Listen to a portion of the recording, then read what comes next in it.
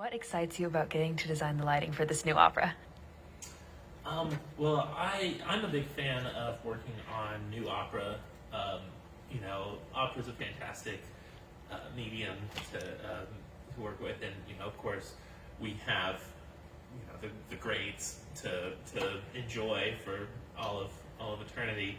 But it's still an exciting medium, and for people to be doing new work is doubly exciting. This one in particular, I know, is very special to P.Q. Phan, and it's very personal. So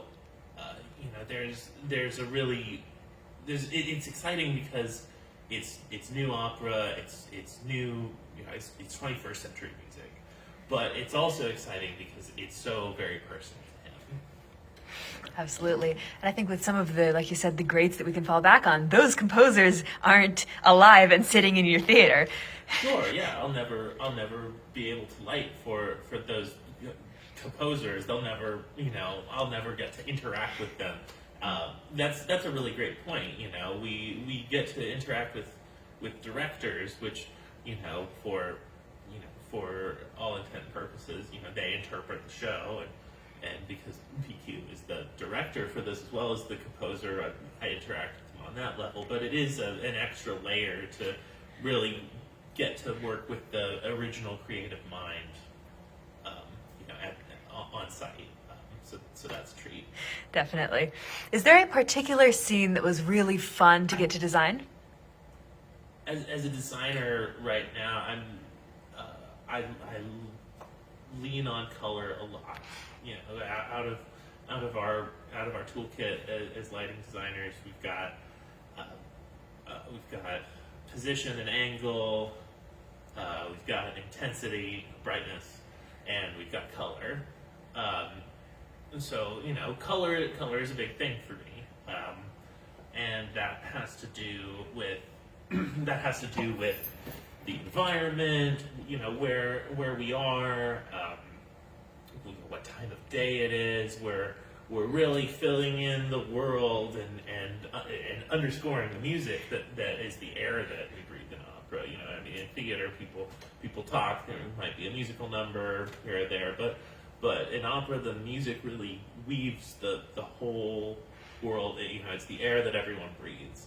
So that feeds right into the lighting and stage design, as part of the world. But we're doing a lot of abstract things in this show. We're using color to describe character development as well.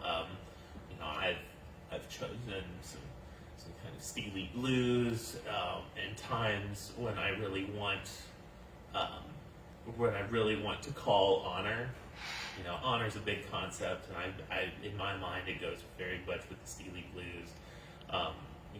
There's this kind of madness, like the toil of human beings, drives us to madness, drives us to decisions that we would never make under normal circumstances, and because, as we interact with the projection design, the costume design, and even the music and the singers themselves, like red has really come forward, and people have all kinds of connotations about red. People tell me like, all the time, like, oh, you don't want to use red here, we're not angry, or you don't want to use red here, we're not in love, and red can mean all of these different things, but in the language of this piece now, it means madness to me. And then there are all of that ties into the blood and like the literal red that we see, the red in the Japanese flag, in the rising sun. So all of these reds, they're connected to pain and to struggling, and how that takes us to madness. For hope,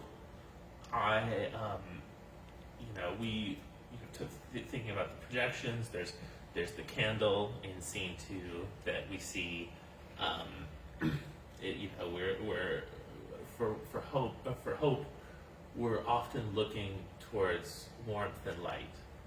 And that's something that was really important to Phan when we were talking about it. And as we're in, their home, and May's singing to her baby, that's the most.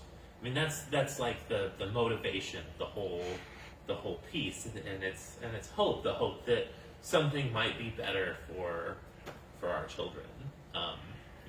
Even when things are so hopeless, and she's singing, and honor comes into that. She sings about him being, growing up to be an honorable man, and all of these hopes that she has for his life.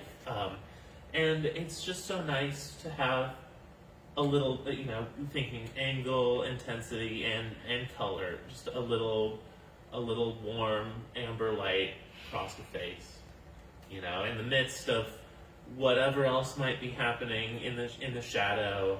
There's a ray of hope, and it really, and it comes from her child,